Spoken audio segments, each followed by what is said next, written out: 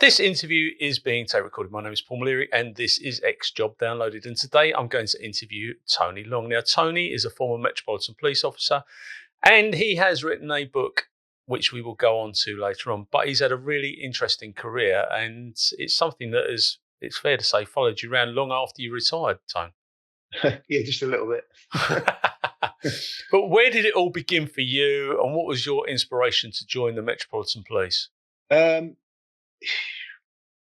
Naivety, really. Naivety, and just being I wanted to do something slightly adventurous. I was a posh kid, really. Well, sort of a posh kid. I got privately educated from the age of 7. Got packed off to an all boys boarding school. Did my common entrance exam and went to public school. A reasonably well known one in Sussex called Lancing College. There's a sub story to that. It wasn't until I was well into my 40s that I discovered that the reason my relatively normal parents were able to afford that education was because my dad wasn't my dad. Actually, my mum's boss back in 1957, who was Fred Pontin's business manager, had made her pregnant, and I was the result. Wow. And we all ended up living together in this sort of little community around a holiday camp that my parents helped run down in Sussex. I was always told that it was my Uncle Leslie that had made sure that my name got put down for a good school. But what I didn't realise was that, he was paying for it. So I was privately educated. I did nothing with that education. I was a typical kid. I excelled at anything that I enjoyed doing and that I was good at. So actually, ironically, having written a book, English was one of my best subjects, and I loved writing. And also, I'm not a bad, I'm told, sort of cartoonist stroke artist. So art, English, brilliant. Anything with numbers in, again, sort of going forward in time. It wasn't until my son, in about 1985, was diagnosed as being dyslexic, when dyslexia was a new thing, that I realised that I was as well, but not with writing and reading, but with numbers. So I've always had that as a bit of a handicap. So anything to do with numbers, I was no good at. And I used to bunk off from school a lot. And so I remember certainly as a young teenager going into Brighton, which is the nearest big town, going to the cinema, and a diet really of sort of 1970s, 1960s cop movies. Normally like New York cops, like the French Connection or Serpico, or other side of the country, Dirty Harry, and I kind of saw myself, this was the 70s now, so with long hair, and with flared trousers and tennis shoes, chasing bad guys, in car chases and things. So that kind of took over from an interest that I had in the military, and again, it was just kid stuff, reading war magazines, shooting air rifles, and all that sort of stuff. I was always into guns and shooting. And so the police my interest in the police sort of came about at a time in history where police work in the UK was pretty boring, wasn't it? If you looked at the TV shows, I'd grown up around Z Cars and Dixon and Doc Green, but then all of a sudden we had the Sweeney. And so I'd actually applied, I don't know if you remember them, but there used to be these little adverts about that big, on the back page of these war magazines and things, and they were adverts for the police or the military or whatever. And I cut out one for the army, one for the Royal Marines / Navy, and one for the police. And the police responded first. It was as simple as that, really. Wow. So I became. So what year was that? I didn't want to be a cop in Bognor Regis. No. I had an aunt that lived up in London. I used to spend a lot of my holidays up in London, just cutting around up the West End, and I thought that this is where I want to be a cop. Very good. And what year was that? So the build up to it would have been sort of between 1970 and 75. I actually joined in the summer of 75. Right. Wow. So how old are you then? 18 and a half. So you were one of the younger recruits to go through the door. So what had happened prior to that is you had to be 19. And actually, when I went for my interview, I was told, right, okay, I've got a letter saying congratulations, you passed, but you won't be able to join until your 19th birthday. So I thought I had a year to kill. And then a few weeks after that, I got another letter saying that they decided to drop the age to 18 and a half. And the reason for that was much in the same way as police recruiting is at an all-time low now. It was in a very similar situation in the mid-70s. If you think about it, a lot of people that had joined the police after the war, 30 years on, were coming up for retirement. So they had loads of experienced police officers leaving, and nobody wanted to join. The wages were appalling. There was sort of a whiff of corruption in the air, and generally speaking, the police in the 70s, certainly that part of the 70s, were in a very similar situation to they are now. They weren't very popular with the public, etc. And what they realised was, of course, we had a cadet force then, and in the Met, that cadet force was a pretty substantial thing. There's more than a few hundred young men and women down the other end of the Hendon training facility in the cadet school, who'd all been brought up in almost like sort of junior leaders in the army. They were paraded every morning. They were inspected. They did the assault course. But they were also allowed to sort of continue with their studies and things. But by reducing the age to 18 and a half, it allowed them to take something ridiculous like about 150 or 200 cadets. Wow. Straight, and just convert. It's right. Where you're standing now, just walk across the football pitches and join the real police. And so that's what happened. And I was the first non-cadet to come in at 18 and a half. Wow. So you've done your training. What was it? I mean, you've been to boarding school, so that wasn't a major issue because you knew how to press your kit and. Well, it was actually quite amazing. I got taught to do hospital corners and iron my clothes and polish my shoes at the age of 7. I got sent off to an all-boys boarding school at the age of 7. So, I'd done the homesickness bit, but there were. I remember one lad. I think we lost about 3 or 4 people from our class over the first couple of days.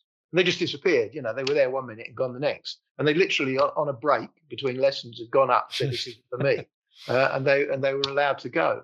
And the first one that went, I was quite disappointed because I got on quite well with him in the short time I knew him. And he lived in West London. I mean, he could get the tube home. Wow. And he went because he was homesick. Homesick. Yeah. Well, I never. So you've done your training. Where did you go to from there? So I got posted to Lewisham in southeast London. Oh, did you? Yeah. So I kind of knew bits of southeast London because my aunt, ironically, had married a man who lived in Eltham. Right. And Lewisham was, a fairly big shopping area. And so she'd taken me shopping into Lewisham on a couple of occasions when I was a proper youngster, But then her husband died, she got remarried, and they actually moved to Colindale. And her flat was about 100 yards as the crow flies from my tower block at Hendon. Right.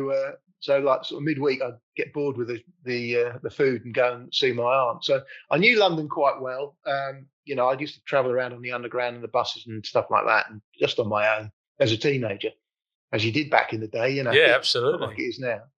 So Lewisham was, but I was also a bit of a welfare case because I had to get married halfway through training school because I made my girlfriend pregnant. Oh.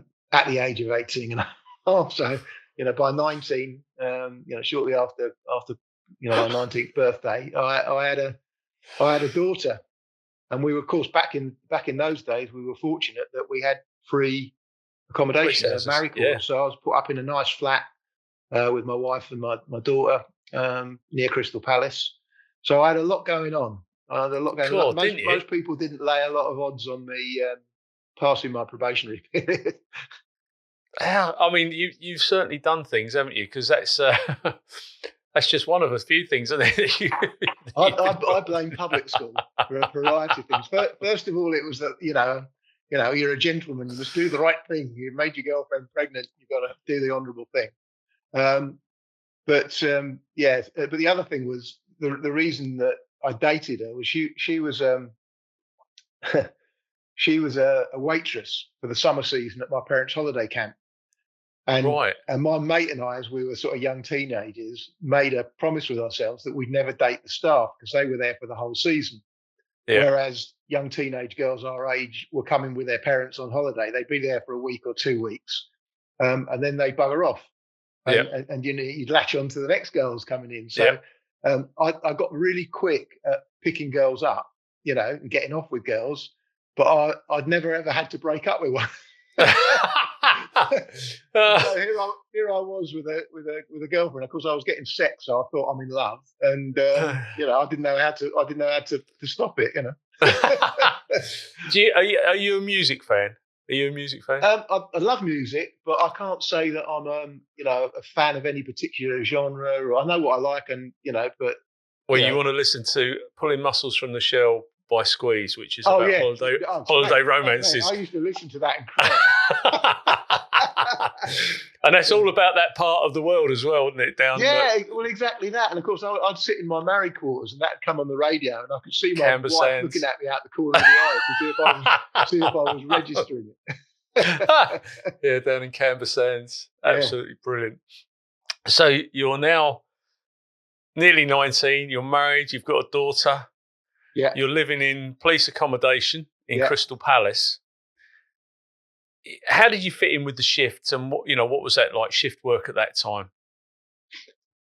So I think if I'm right in saying we worked a 4-week cycle, and one of those weeks was night duty. So 8-hour shift, night duty, Monday to Friday. You'd finish work. No, sorry, it finished on a Monday morning, and you'd have to be back in at work for late turn at 2:00. Which was called a quick changeover. And there were several quick changeovers during that 4-week cycle.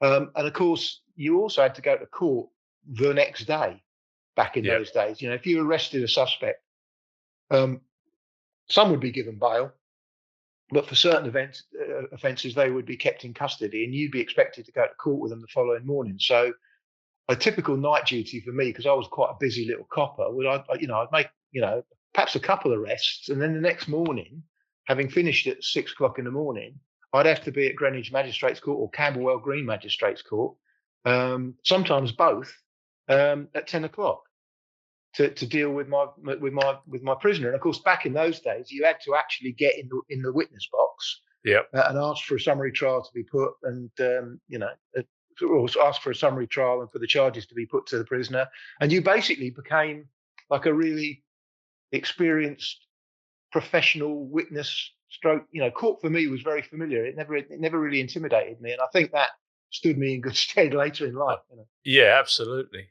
Yeah.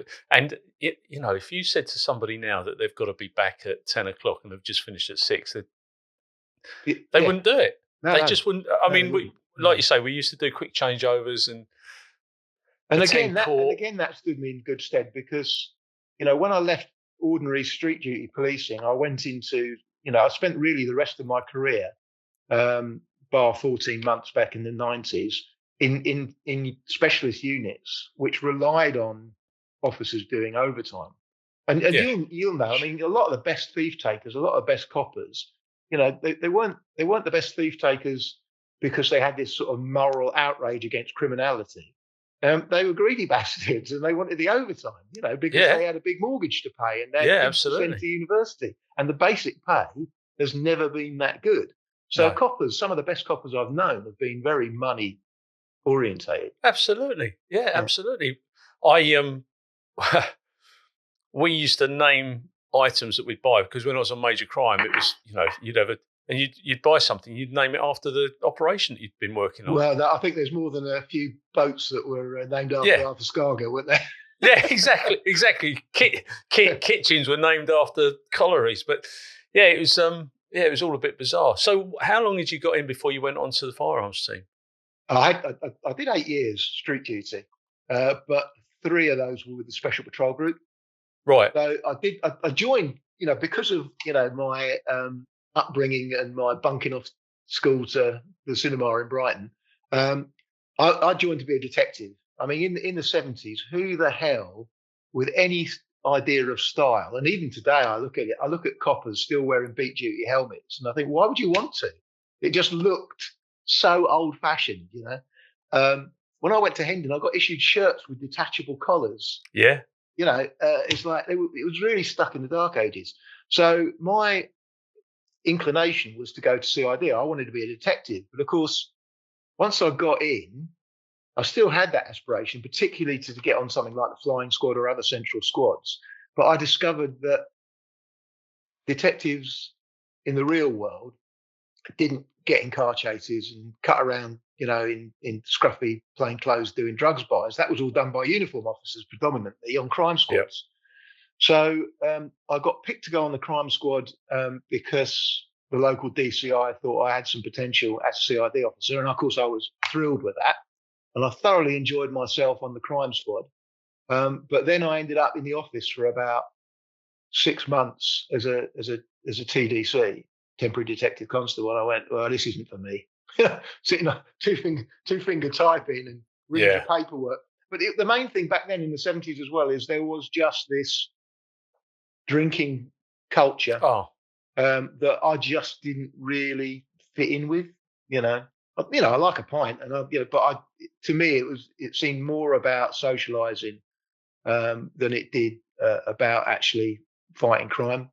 Yeah. And by that time, I'd discovered that actually, despite the Victorian uniform and all the rest of it, I actually thoroughly enjoyed beat duty policing, whether it be like what they would now call response, you know, speeding around in the area car on blue lights and two tones, dealing with 999 calls, or whether it was walking a footbeat and just talking to people, you know. So I decided to go down the special patrol group route because it was the best of both worlds, really. Yeah, absolutely. Yeah, so I spent 3 years on the SPG, and that was, I mean, in many ways, I couldn't have joined the group at the worst time because it was already, it had already gone from hero to zero. You know, when it started in like the mid 60s, the special patrol group was formed, and they had done a lot of good work and were looked upon very proudly by the Metropolitan Police. But then, of course, we'd had Blair Peach, and I was at Blair Peach as a Lewisham officer during the riots. I was on that particular day, and it was horrendous, you know, the violence. But of course, we had Blair Peach, and that was blamed on the Special Patrol Group. And they'd become very controversial to the point that you could see the lift riders at Scotland Yard, you know,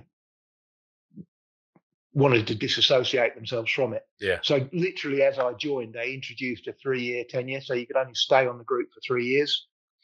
But I also arrived the week of the 1981 riots when they first started in the April of 81. And so I've literally only been on 4-unit SPG, which is at Cavendish Road, which is a police station on almost on Clapham Common. So literally, you know, less than a couple of miles away from the centre of Brixton. Yeah.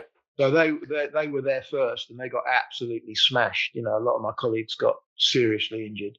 And one who I'm still in contact today with, you know, undoubtedly, you know, what he developed as a result of his injuries and the experience on that day would now be called PTSD. I mean, it wasn't a thing back then, but it changed the way that we did public order as well, didn't it? I mean, the shield run is based on the distance that those guys had to run in full uniform, and they weren't wearing level 2 overalls or protective helmets. It was their normal uniform, woolen tunics. It was a red hot summer, if I remember rightly. Yeah.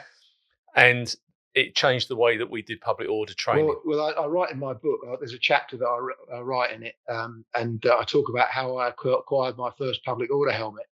And so we all had the reinforced Bobby's helmet, you know, the sort of fiberglass thing with extra padding in it, which I still used to wear my cork helmet, to be honest. But when the riots happened, you put your one on and strapped it on and everything else. I had a pair of shooting glasses that I used to wear because we weren't issued with any eye protection then. And I was more concerned about, you know, getting hit in the face than I was anything else. And I went to court one day. The riots, I don't know if you remember, but I mean, they just seemed to go on for the whole summer. And so we were just in and out of battle constantly, really. But I'd had to go to court to give evidence during the daytime. And when I came back, I found that my team had gone down to Brixton Police Station because they got word that they were issuing out proper helmets. And there was a lorry in the backyard of Brixton Police Station, and they were literally throwing out green NATO British Army helmets of the type worn by the troops in Northern Ireland. Wow. And so there was me and two other blokes that had also been at court that didn't have them, and everyone else had a green lid. I found myself, again, I talk about it in the book, but I wasn't riot trained because I'd literally only just joined at the SPG when the riot started. So there was no time to train me. And so I ended up like that bloke in Dad's Army that always carried the first aid bag. Yeah. Except I was at the other end of the age scale. So I'd jump out the back of the carrier with this first aid satchel around my neck and a fire extinguisher. And of course, the bricks were being lobbed over the top of the shield serial because they were trying to injure the coppers behind that weren't protected. Yeah. So I'm bobbing and weaving, trying to avoid these bricks and bottles that are getting thrown at me. And one of them hit me in the thigh. And it probably dead-legged me. And I went down on the ground. And I went, I'm fucking not having this. So I picked up a brick and hoyed it back. And then I picked up another brick and hoyed it back. And then a couple of other guys started doing it as well. So there was about three of us. And we've literally got piles of bricks that have been thrown at us. And we're chucking them back. Returning fire. And what I discovered quite quickly, or we all discovered quite quickly, was that the amount of incoming ammunition dwindled rapidly because they didn't have any shields. So they were getting hit and they were getting injured. And that is why I'm such a big exponent, and always have been, of the baton gun in public order. Because if you imagine, most people that are chucking bricks at you are chucking bricks at you because they can get away with it. There's going to be a hardcore of people that really, really want to hurt you. The rest of them are having fun. And if all of a sudden the shields open up and the baton guns poke out and there's a volley of baton guns and people start screaming and yelping and legging it, they're gonna bugger off. Yeah. Yeah, they'll. And very quickly. At the very least, they're going to stay outside of brick range. But of course, even though we've had that capability now since the early 80s, or certainly the mid 80s, there's never been a senior officer in the Metropolitan Police or any other part of the country that's had the spine to actually authorise their deployment. Yeah. They'd rather see police officers seriously injured or perhaps even killed, because you know what? We get more sympathy when a police officer is seriously injured or killed. Yeah, absolutely. Sounds callous and sounds like very cynical, but that's my belief. But I think you're right. I mean, it was, as I say, it was a real game changer. I didn't join until 86, late 86, early 87. Sprog. And I'm a sprog. And we had the benefits of the new equipment. Although I will tell you this, I got deployed. I walked into the back door of the police station. I was at Sleepy Little Braintree. I walk in and the sergeant says, "You don't mind a tear up, do you?" I said, "No, Sergeant." He goes, I'll try that on. And he gave me a bag, a level 2 kit, and sent me down to Deal for the P&O ferry strike. This was about 87, 88. All right. And I spent 2 weeks down there, stayed at Shorncliffe Barracks. Yeah. That used to be the junior leaders' barracks. It did, yeah. That's right. I used to work with a sergeant in the Met who had been, they don't call them corporals, they call them half sergeant, a lance sergeant in the Guards. Yeah. He'd been posted to Shorncliffe. Yeah. So I spent 2 weeks down there, and the Metropolitan Police, we were told that we weren't allowed to go on the ferries in a police vehicle because the Met had decided that they were going to go shopping in France. And they went on, they put a carrier on, went to France, filled it up with booze, and got caught on the way back. I mean, but I mean, it certainly wouldn't happen now. There's no way that sort of stuff would happen. But so you've done your time on the SPG. What was that like though? When Blair Peach, you're there during the Blair Peach. I wasn't on the group at that time. I was, because I think Blair Peach was about 78, I think, something like that. Right. So I would have been still at Lewisham at that point, but I was on a what we call a local serial, bussed up there on one of the old Met Green buses. Yeah. I just remember it was. I remember coppers to this day, I vividly remember coppers covered from head to foot in white paint because they'd made paint bombs that they were throwing at the police. And during the course of the day, there was one officer had his jaw broken in 2 places. Another one officer had his arm broken. And it seemed to be the case always. Everyone talks about sort of police brutality, and even during the Brixton riots, if you look at the casualty rate for people that had to be taken to hospital, the police always lose. Yeah, absolutely. Because we are a minority. Yeah. Somebody said something the other day. They were looking at the footage of that of the Liverpool thing with the car crashed into the crowds and going, oh, where are all the coppers? Look at all the crowd. The crowd are doing it. And I went, well, there's a lot more crowd than there is coppers. That's the reality is that they're always going to be outnumbered. But you see, we talk about minority groups, and this is a very deep conversation. But you want to be marginalised, join the police service. Oh, absolutely, yeah. I used to have this conversation with young black lads on the streets of Lewisham. I used to say, look, you're a minority group and I'm a minority group. And they go, what? And I go, look, I'll tell you now, there are bad coppers. There are coppers who I'm not proud of.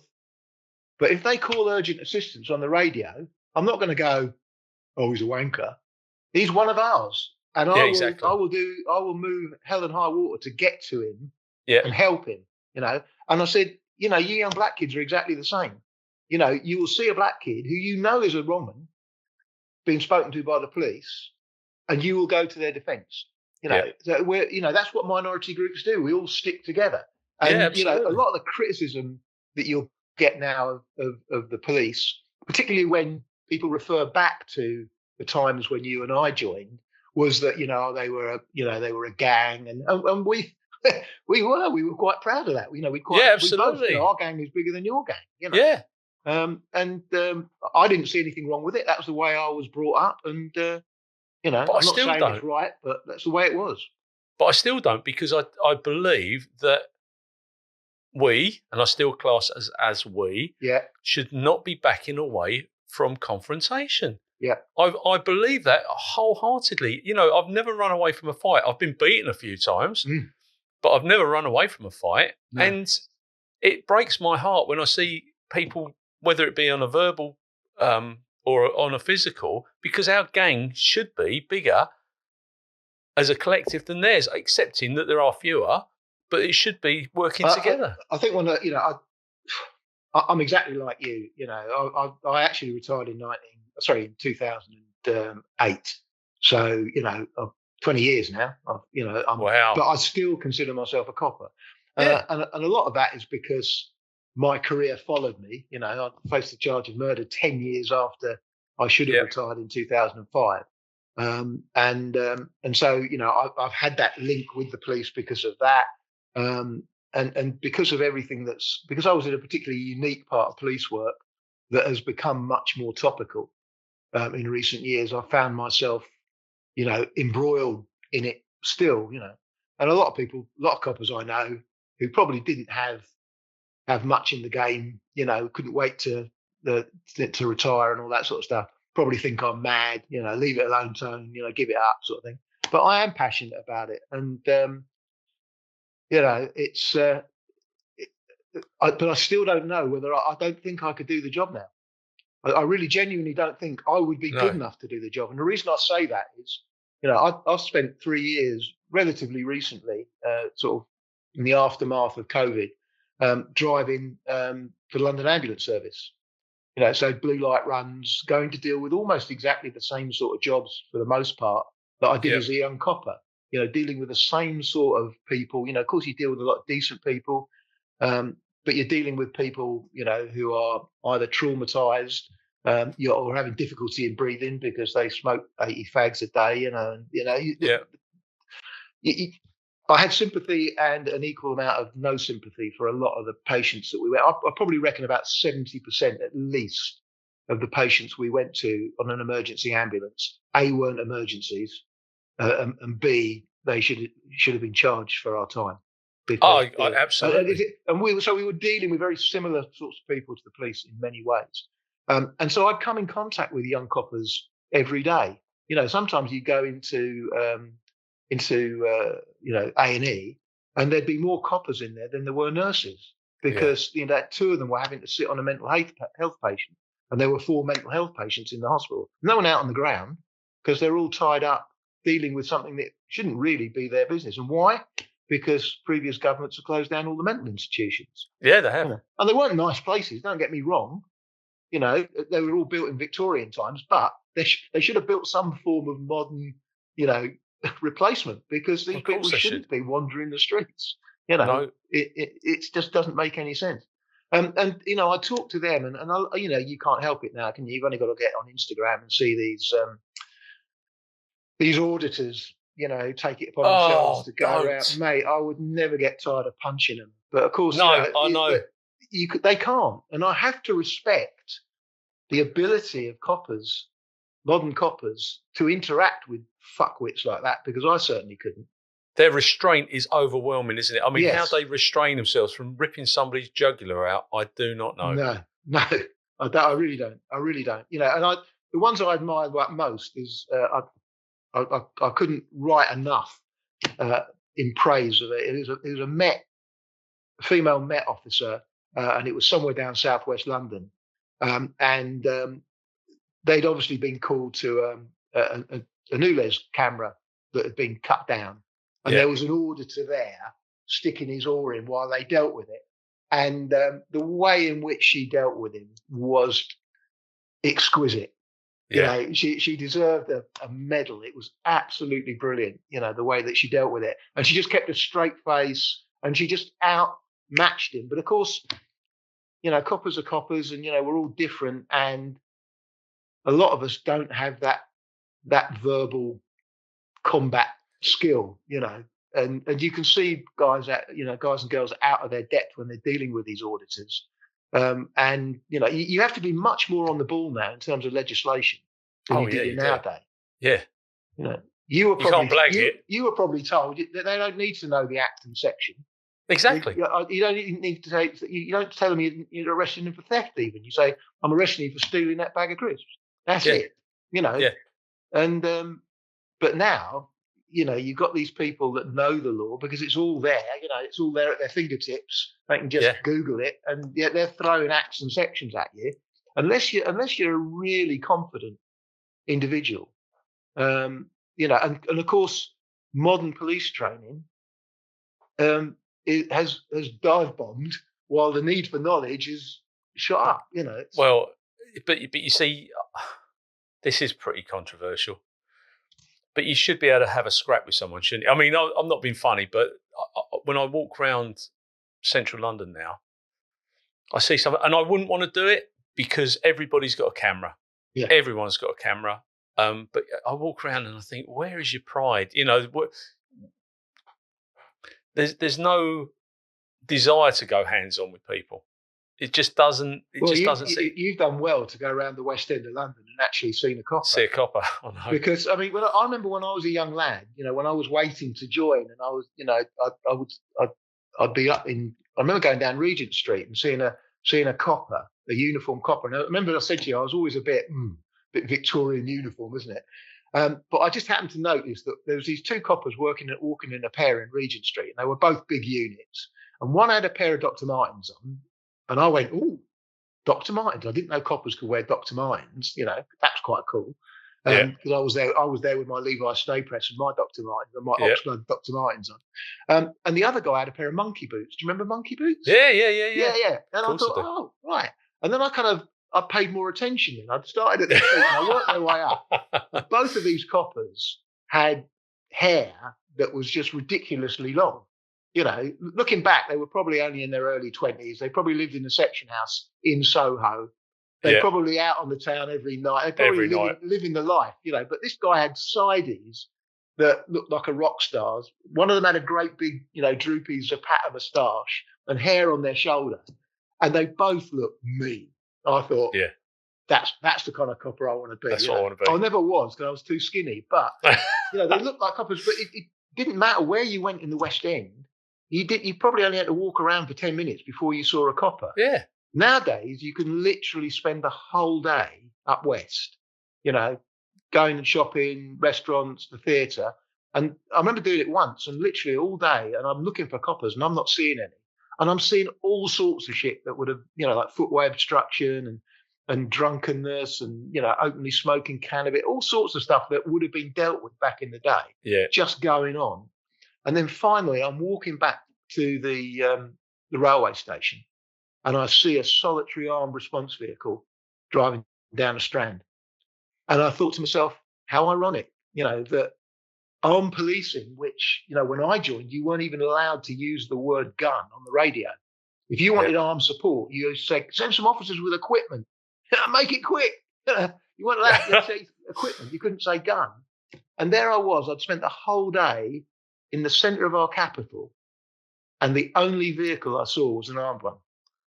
Unbelievable, isn't it? Yeah. But we have got lots of cameras. Go to New York, you'll see, go to Times Square, you'll see 100 coppers.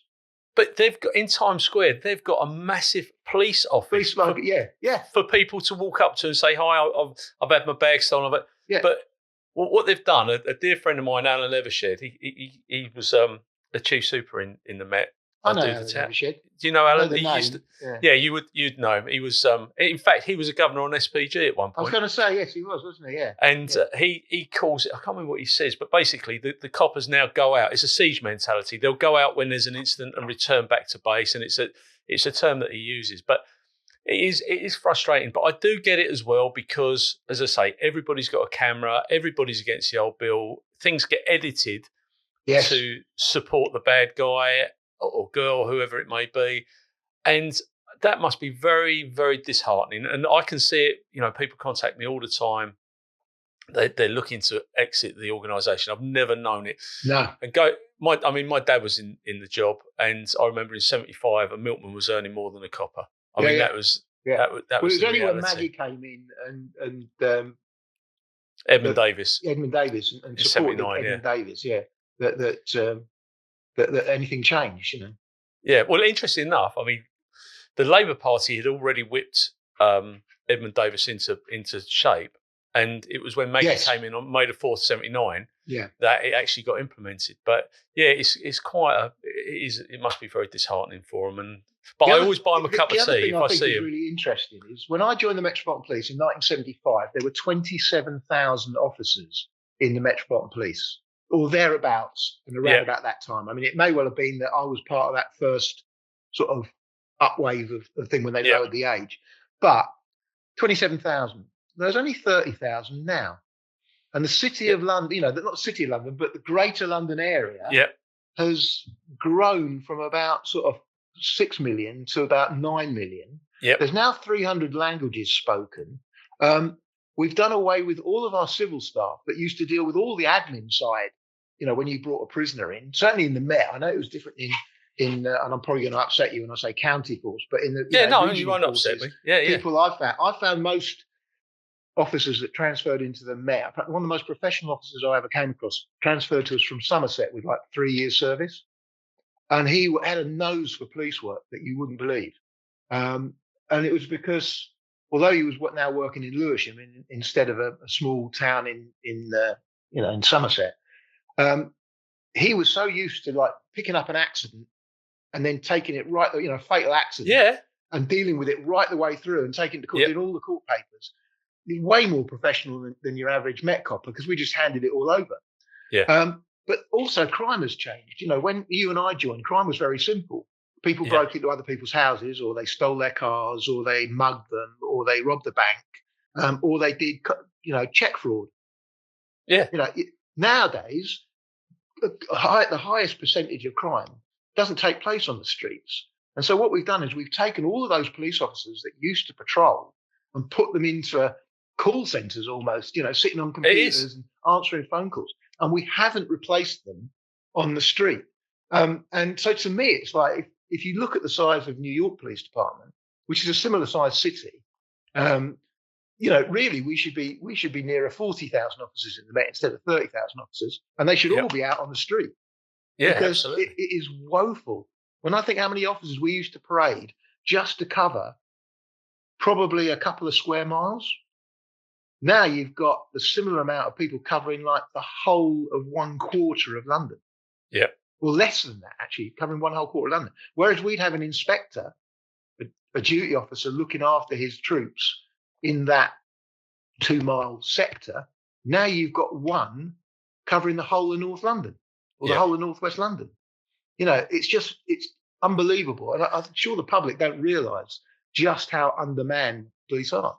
No, they don't. They don't realise because, the vulnerability agenda, the online culture. I mean, look, did we deal with things properly? We thought it was, the way that we dealt with domestics in the late 80s, we thought it was right, okay? We'd go around there, knock on the door, tell them to pack it in. You might drive the old man up the road and take him round to his sisters or whatever. Yeah. But it was advice given, no offences disclosed, domestic. And that's how it was closed off. No cause, no NCPA with it, no cause police action. Exactly. And that was wrong. But there's more teams in the Premiership. But the problem is, and I'm going to be controversial here, was it wrong? Because yes, men shouldn't beat up on women. No, I absolutely get that, and we are much more conscious now of domestic violence. But you've also got to be realistic. The legislation in those days didn't allow police officers to arrest people for common assault. Common assault, whether it was your wife slapping you in the face or you slapping her in the face, or you getting in a rut with someone outside a pub where no injury was caused. Handbags at dawn. That was, well, I'm not going to arrest him, mate. If you want to go off to the magistrate's court and get summons, then that's what you do. So actually, what we were doing was the policy, and actually things like, right, I'm going to take you round like to your brother's address or whatever. Is there somewhere we can take you? Yeah. To keep you apart until things calm down. Was that so wrong? It was actually pragmatic, wasn't it? It was very pragmatic. It didn't overcome the overall problem. But then again, if you tried to deal with it, what would happen is you'd work on it for days and days and days. You'd go to magistrates. You'd help her get a summons, and it would get all the way to court. And she'd say, I love him. And she would draw charges. So which still happens. There wasn't anything you could do about that. No, there wasn't. And it was look, people did get killed, but they're still getting killed. There was a more pragmatic way in dealing with police stuff anyway. Yeah. The computerization that we have seen come in recent times, it's actually destroyed policing. It's destroyed policing because it means that everybody's a computer expert. We would have typists who would type from our notebooks or whatever it would be. Yeah. But now it's everyone's a computer expert. They're not typists, and they spend more time sitting in doing their crimit or whatever they're doing these days. And I find that, that's quite disturbing. And I'd sit in my office and I'd walk out. Oh, that's the other thing. Bloody phones. I would ban phones from the front line. And I'll tell you why. Every time I do see a police car, their heads are down and they're looking at their phones. Now, they could be updating their crime files and all that sort of stuff. But it looks bad. It looks like they could actually be doing. I see exactly where you're coming from, and I've argued in the opposite direction. There's loads of like Met Facebook pages and retired Met Facebook pages, and people go, all of this WhatsApping each other, and I wouldn't do it. And I kind of went along with that, and then I started, when I was working on the ambulance, and I'd get chatting to the young coppers outside of casualty on their phones and all the rest of it. And the reality is the job have done what the job always do, which is go cheap. So they've given them job phones. Yep. But they haven't put on any of the apps that they need. So there is no capability to have WhatsApp on it. Now, if you think about it, rather than take up radio time, if you're down at the hospital dealing with a mental health case and you want to talk to your sergeant, what better way of doing it than just getting onto a team WhatsApp group? But the job won't do it because, what if there's inappropriate stuff? Well, that's why you have sergeants and inspectors. Because if they were on the same WhatsApp group, they'd be going, well, that's inappropriate. Come in and see me in my office, and you get a bollocking. So people wouldn't be inappropriate if it was a police one. They don't put the right maps and stuff on it. And so basically, they can only use it for very basic functions. Oh. So what they end up doing, of course, is picking up their own phone. Now they've got their own phone. They've got a job phone that's useless. And the ambulance service did the same. but they didn't even give them like modern phones. I remember my paramedic getting all excited because she had to use her phone all the time at work, to ring up local, I don't know, to whatever it might be, to call up the local GP because the patient, to try and book an appointment for the patient or whatever. Then she'd be sitting on the GP's line as long as we would be, on her own phone. And eventually he said, "Oh no, we're going to give you your own phone." Well, if you imagine a 1990s Nokia, that's what they gave them. 3210. Like, come on, Brilliant. So I think whether we like it or not, modern technology is part of modern life, and the modern officers need it. Yes, I think it has to be policed internally, though, doesn't it? And I think the thing is that when I went on parade as a young copper in the 70s and stood there with my truncheon in my hand and my whistle in my pocketbook, to be inspected. Not that happened very often, to be fair, but we had a section sergeant. So you had your duty officer, you had a section sergeant, and then the following day, the section sergeant would probably be the custody sergeant or the charging sergeant, as he was called then. And the next day, he might be station officer in charge of the station. Because, of course, we didn't have civilian staff on the counters. It was young coppers like me, probationers, doing all of that. But the section sergeant's job was to basically supervise the troops out on the street for that shift. So he did the postings. He told you what car you were going, what beat you were walking. And then it was his job. They didn't always do it, but it was his job to go out and make sure you were doing exactly that, and he'd call you up and he'd meet you on the junction and everything all right, this sort of stuff. And if there was a FATAC or something complicated or a domestic that wasn't, then he'd make it his duty to go down there and make sure that the young police officers that were dealing with it had a bit of assistance and help. There's none of that now.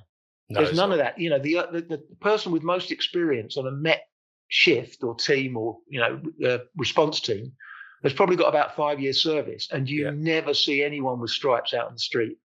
Very, very rarely. There is still a section sergeant, but he deals with it all from a desk, like sort of playing a sort of a board game, where his assets are going to go and all the rest of it. There's no one. I think there's, and I always have thought this, there's a missing rank in the police.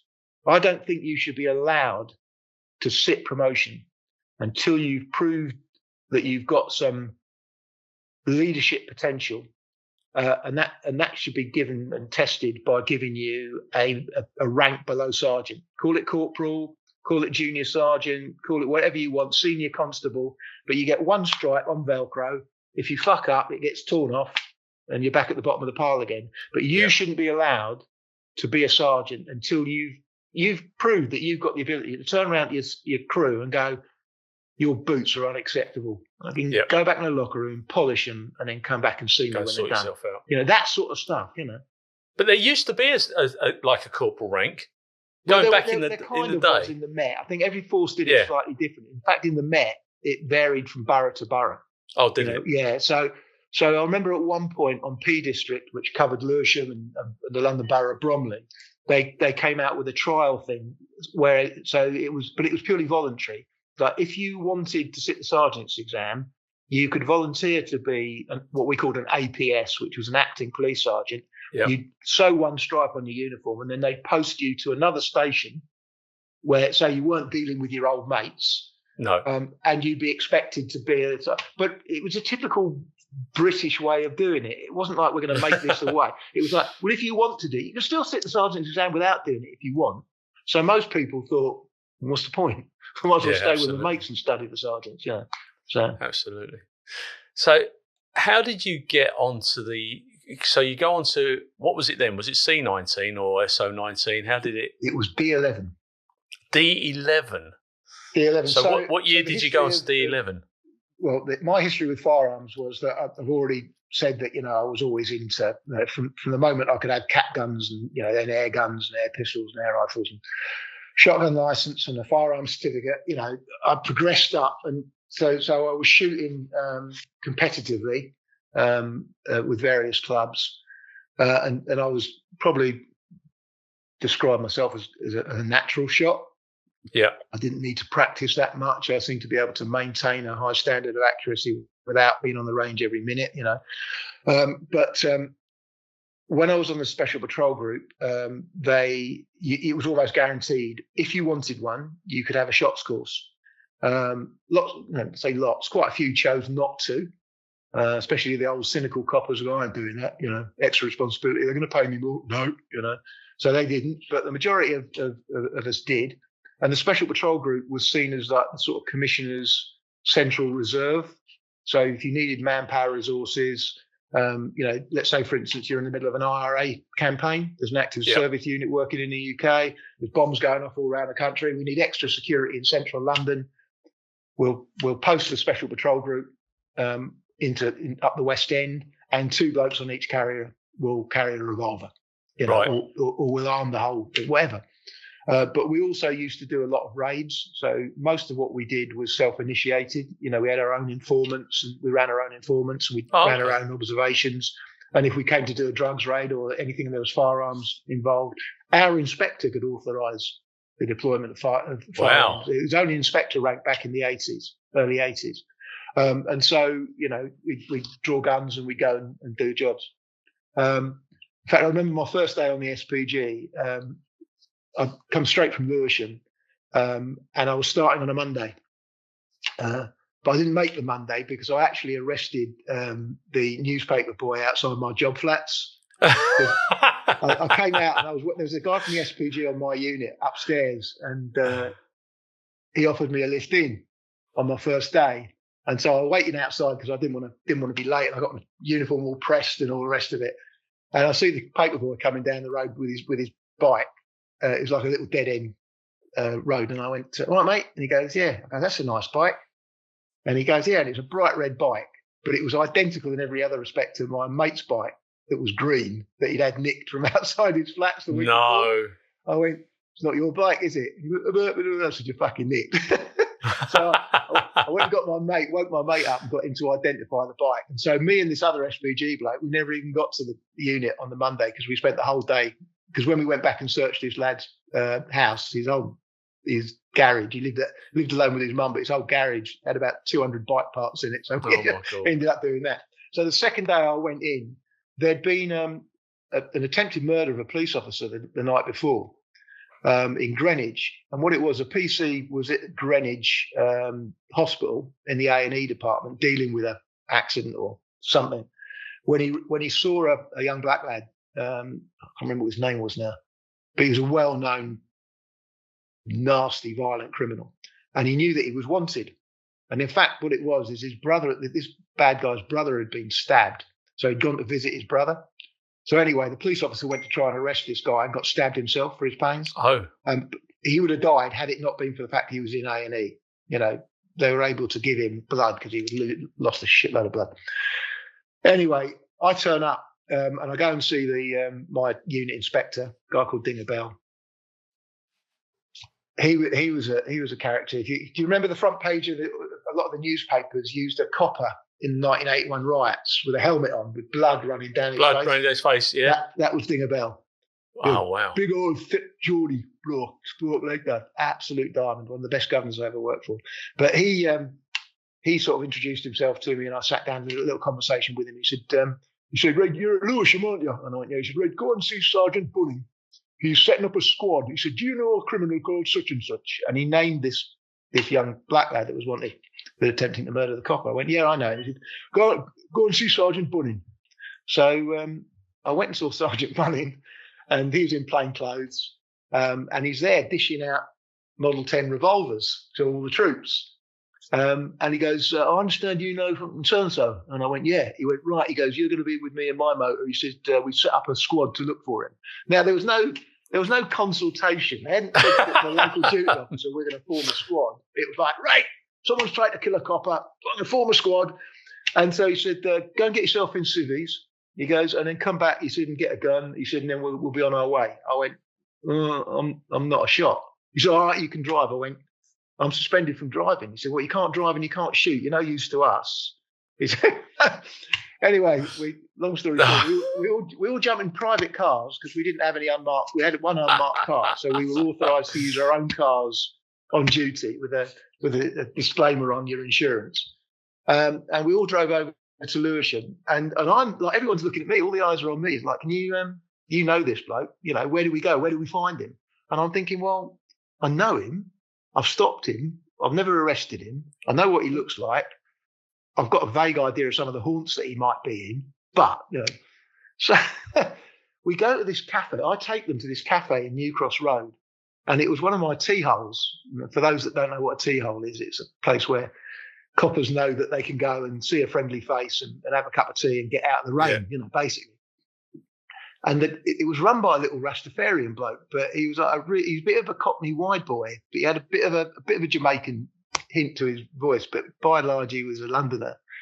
I think he might have even been born in London. But he had dreadlocks, and he was a big Bob Marley fan, and he had a woolly hat and all that. And he ran this little coffee place, or a little tea shop. So, and I used to get on really well with him. We'd have a laugh and all the rest of it when I was walking his beat. So anyway, I walk in with all this bunch of blokes with cauliflower ears and broken noses behind me. And he said, "Oh man, how you doing?" And I went, "Yeah, I'm good, mate." He goes, "Can we get some coffees?" And I thought, I'm taking the piss here because there's about 8 of us. And he went, yeah, man, no problem. And before I could say anything else, this big, ugly SPG bloke with a rugby shirt walks up to the counter, lifts up his shirt, and there's a Smith & Wesson Model 10 stuck in his waistband. He hasn't even got a holster. And he looks at this bloke on the counter and points at him. He goes, "We're looking for so-and-so. We're looking for Delroy Robinson. You know where he is." And he goes, "I don't even know Delroy Robinson." He says, "Don't lie to me." He says, "We'll be back. By the time we get back, you better have found out where he lives." And we all turned around and left. Oh, no. And I'm sort of backing out doing this, going, "Sorry, mate." And this guy's looking at me going, what have you brought to my door? And that was my first introduction to the SPG and guns. So I got given a basic firearms course while I was on the Special Patrol Group, and it was a course exclusively for the SPG. So there were 6 units of Special Patrol Group dotted around London. I was on 4 unit, but there were guys from all of the other offices. And there's only 12 of us, and it started off on an indoor range in Holborn. It's only a 20-metre range. It wasn't even 25 yards. It was too short for that. And 2 instructors, 12 students. Now, nowadays, if you go on a basic firearms course, it's probably going to be a minimum of about 12 weeks. Yeah. Anywhere in the country. Mine was 5 days. 5 days. 4 days on the range at Holborn. You classified on the Thursday, and if you passed the classification chute, you went up to Lippett's Hill, where you did a day. I say a day of tactics. It wasn't even. It was more like a half day of tactics. I say it all the time. They taught us just enough to make us dangerous. And the first operation I went on after that was it was a raid for a guy that was wanted for robbery. Again, he was a young black lad in Clapham, and his distinctive features was that he had very curly hair, and he was about 6'8" and gangly, but he was an armed robber.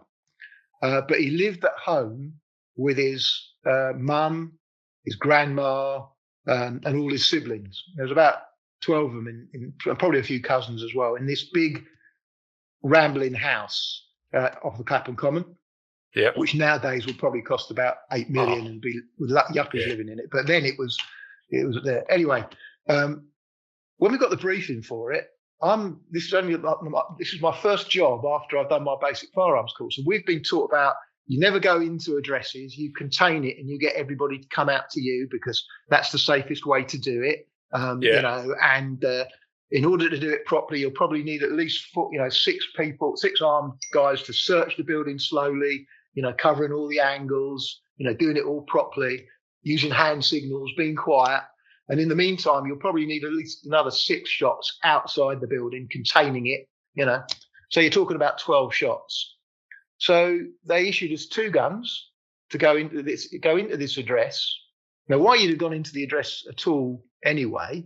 Nowadays, you would have set up an OP. You would have waited for him to come out, waited for him to be on his own, and then just pulled him on his own away from the public. But we raided it just like any other raid. 2 of us had guns. Everyone else was unarmed. And we all ran in shouting, "Armed police," even the ones that didn't have guns.